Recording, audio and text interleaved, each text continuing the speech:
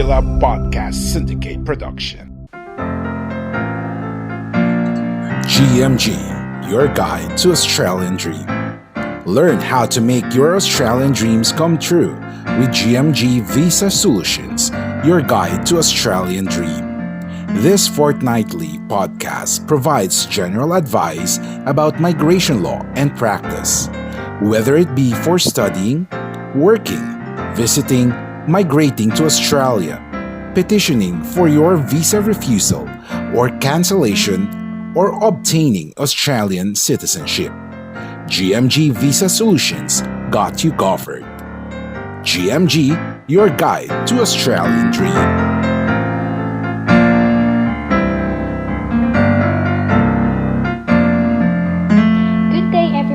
Welcome to another episode of GMG Visa Solutions, your guide to Australian dream. This is your host, Gerald Glico of GMG Visa Solutions, and this is brought to you by Guerrilla Podcast Syndicate, an independent podcast network for people worldwide. To learn more, you can visit them on www.guerrillapodcast.com.ph and www.guerrillapodcast.com.ie. For today's episode, we will introduce you to Subclass 600, most commonly known as Visitor Visa. We also invited a special guest who we helped obtain visitor visas. He's going to share his experience during his stay here in Australia and what he has enjoyed much of. Also, for those who like, follow, and share our Facebook page GMG Visa Solutions and podcasts, thank you very much, and may you continue to support us. Thank you to those who have sent their inquiries as well. Rest assured that we will reply to you and provide you general advice. If you want comprehensive and specific advice tailored to your circumstances, please do not hesitate to contact us. We cannot stress enough that whatever we talked about on this podcast are only general information. The reason being is because everyone has different circumstances.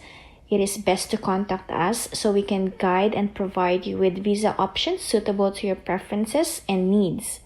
We listen to you and deliver professional and flexible migration assistance catered for you. Furthermore, Australian migration laws are constantly changing. The general advice we provide on this podcast is current on the time that we made the recording. Because of how often migration law changes, the general information provided today may not be applicable tomorrow. That is why GMG Visa Solutions is here for you. Alright everyone, so now let's begin. Visitor visa is intended for tourists, business visitors, or to visit family. When granted, it usually allows you to stay in Australia for either 3, 6, or 12 months. There are 5 streams under visitor visa. The first one is tourist stream. The second one is sponsored family stream. Third is business visitor stream. Next is the approved destination status stream. And lastly, frequent traveler stream. The streams are like categories. So the visitor visa stream you choose will generally depend on the purpose of your visit in Australia. So the basic eligibility for this visa is that you must be a genuine visitor and also have enough funds to support your stay in Australia and when you leave this country. So let us first discuss the tourist stream. This visa stream lets you visit Australia as tourists to see family and friends, for a cruise, or for other purposes other than business or medical treatment. It can let you stay up to 12 months. So the application fee costs 365 Australian dollars for onshore, meaning if you're applying in Australia. If you apply under this stream and you are outside Australia or offshore, then the application fee is much lesser. It's 145 Australian dollars. So in terms of processing time, the result can take between 56 to 66 days for 75 to 90% of the applications. It could be shorter or longer. So based on our experience, it doesn't usually take that long and is granted within 4 weeks. To be eligible under this stream, you must meet the health requirement, character requirement, have enough money for your stay, and be a genuine visitor.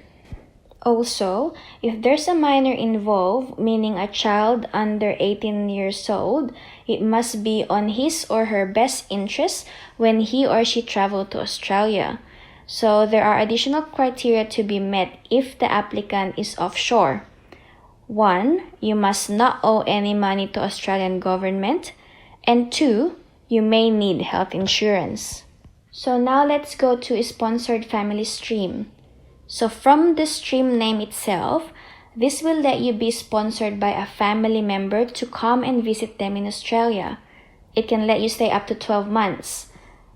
The applicant must be offshore, meaning you cannot use this stream if you are in Australia already. So the application fee costs 145 Australian dollars. However, the Australian government might ask the sponsor to pay a security bond.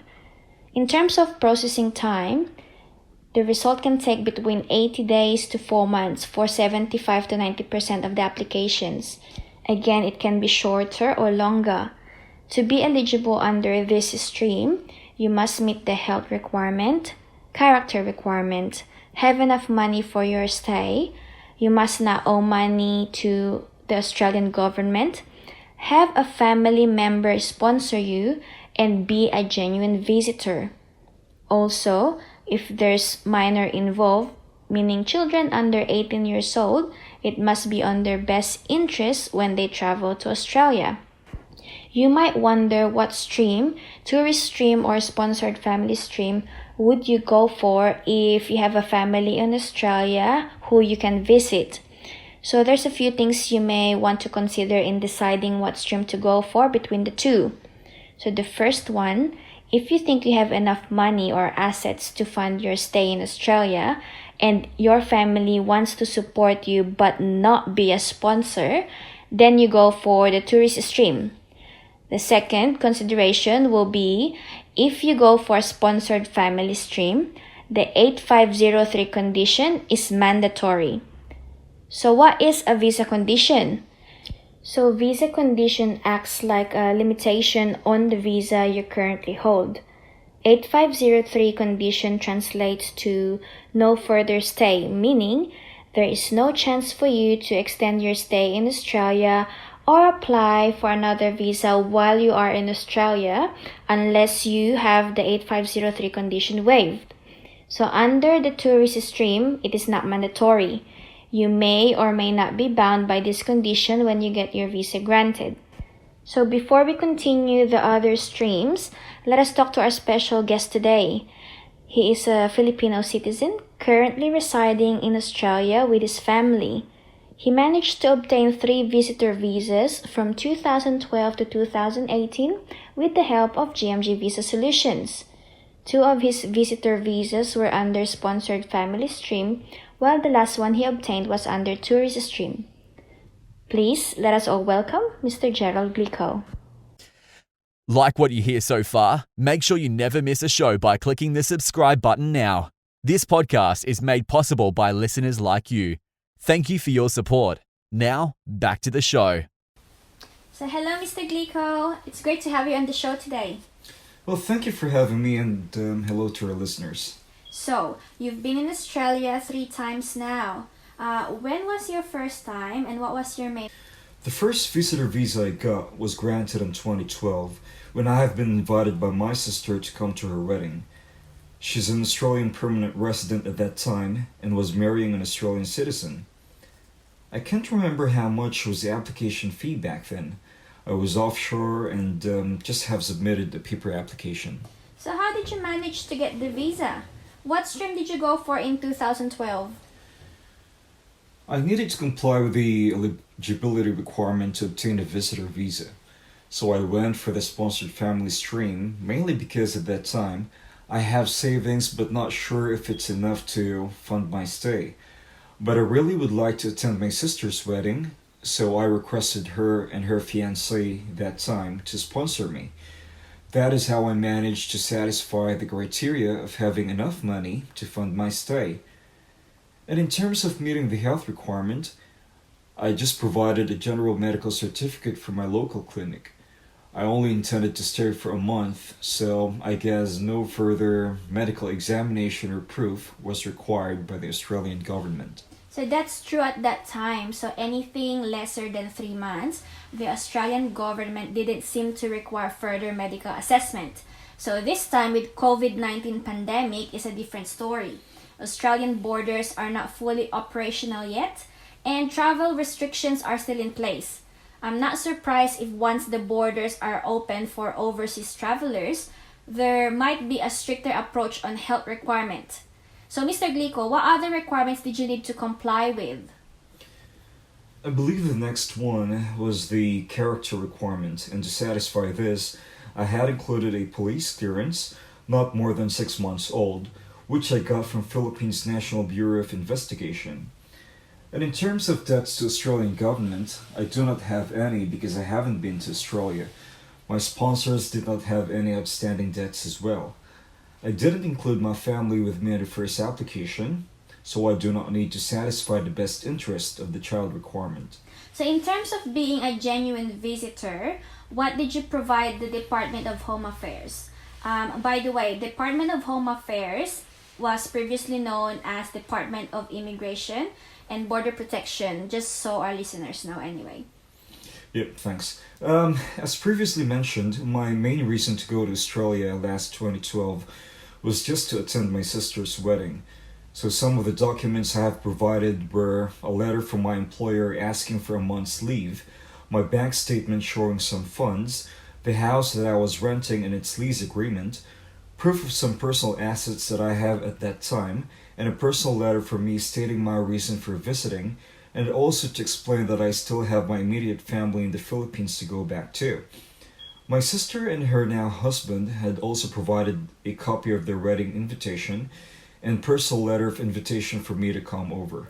So I also remember that we have provided the Department of Immigration and Border Protection a letter of confirmation from the church, just stating that there's really a wedding that's going to happen. We also included statutory declarations from your sponsors saying that they will provide you with all costs of support, meaning your accommodation, food, travel expenses, and any other expenses that may arise. Remember as well, just a tip to our listeners, not to buy a plane ticket until your visa is granted. Some people make mistakes of buying the plane ticket prior to having their visa granted, and sometimes that will cause a loss in terms of money. So anyway, for the second time that you come around in Australia, what was your main purpose, Mr. Glico? Well, it's actually the same purpose, but this time it's for my youngest sister's wedding, and that was way back 2016. And with this one, I also applied for the same stream, which is the sponsored family stream. But the difference in this time is I brought my wife and my firstborn with me. Okay, so what additional requirement did you need to comply with, knowing that your wife and your son is coming over with you this time? The additional requirements were in relation to my wife and kid. My wife just needed to pass the same requirement as mine, which were the health, character, funding, no debt to Australia, genuine visitor and sponsorship requirements. For my child, the travel must be for his best interest. The timing of the wedding was great because back in the Philippines it was a school holiday then. We have provided Department of his enrollment confirmation, and the length of his proposed stay was also taken into consideration.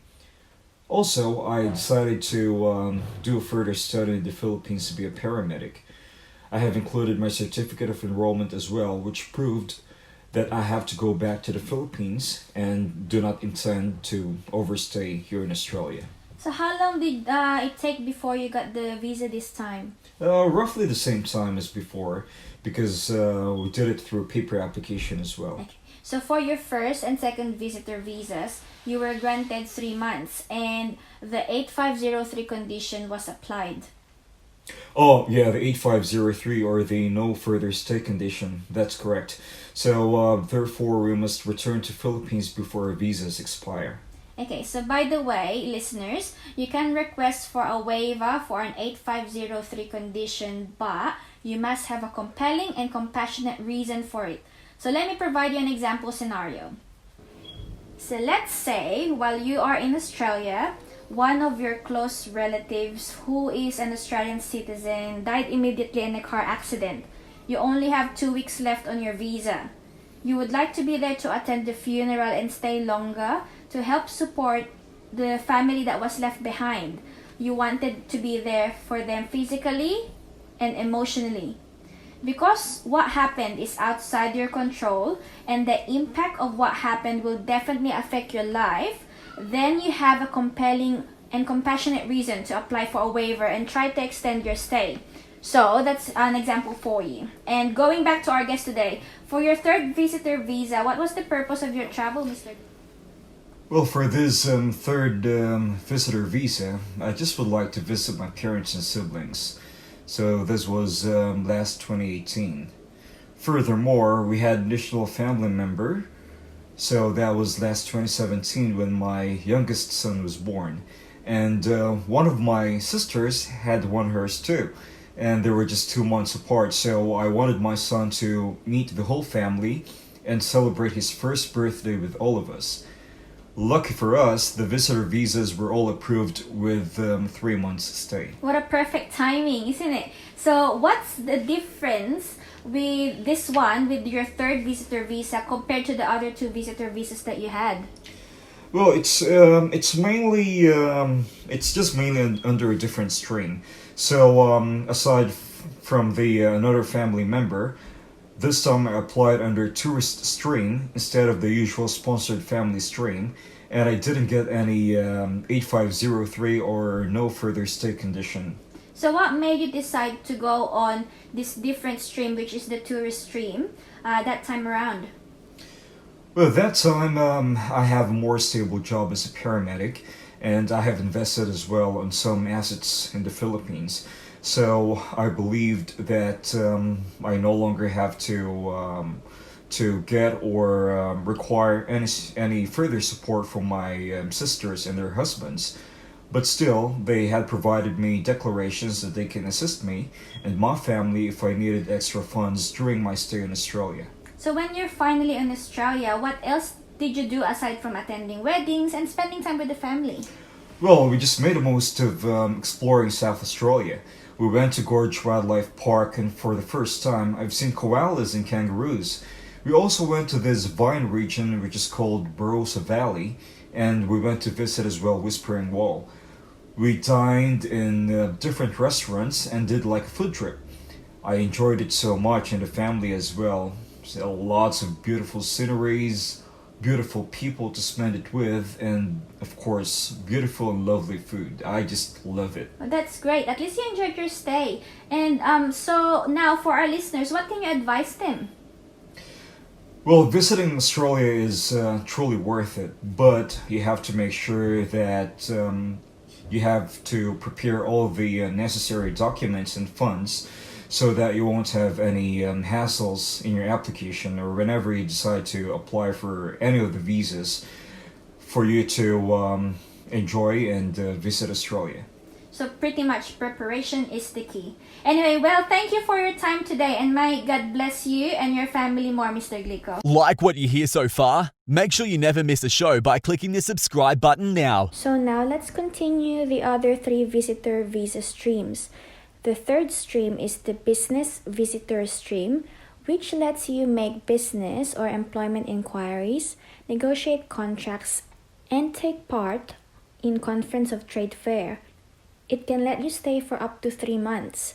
The application fee costs 145 Australian dollars, and in terms of processing time, the result can take between 62 to 5 months for 75 to 90% of the applications.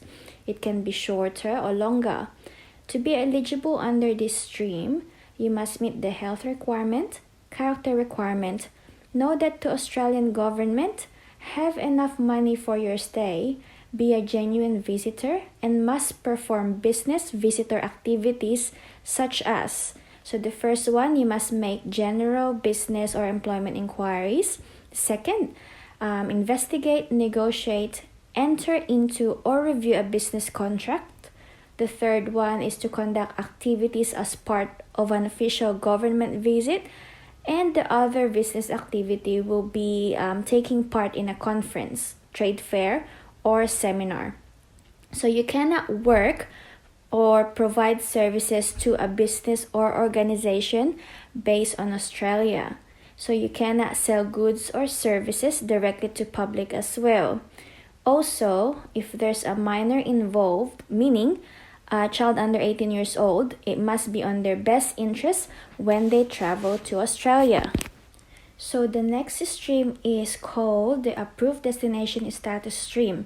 This stream is only applicable for Chinese citizens visiting Australia as part of a tour group.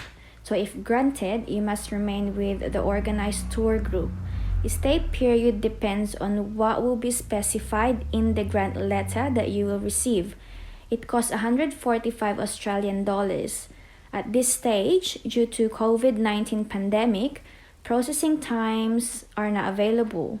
To be eligible under this stream, you must meet the health requirement, character requirement, no debt to Australian government, be a genuine visitor, and if there's any child involved, the travel must be on the best interests of the child. The final stream is the Frequent Traveler Stream. So this stream is only applicable for Chinese citizens as well, who often travel to Australia for business or personal reasons. The visa can be valid up to 10 years with 3 months stay period on each visit to Australia. So under this stream, it will cost you 1,065 Australian dollars for the visa application. At this stage, due to COVID-19 pandemic, the processing times are not available as well. And to be eligible under this stream, you must hold a Chinese passport, meet health requirement, character requirement, know that to Australian government, be a genuine visitor, and if there's a child involved, the travel must be on the child's best interest. So that's it for me, everyone. These are the basic information you need to know about Subclass 600, most commonly known as visitor visa. If you have any questions or if there's any visa you want us to discuss on our podcast, please do not hesitate to contact us.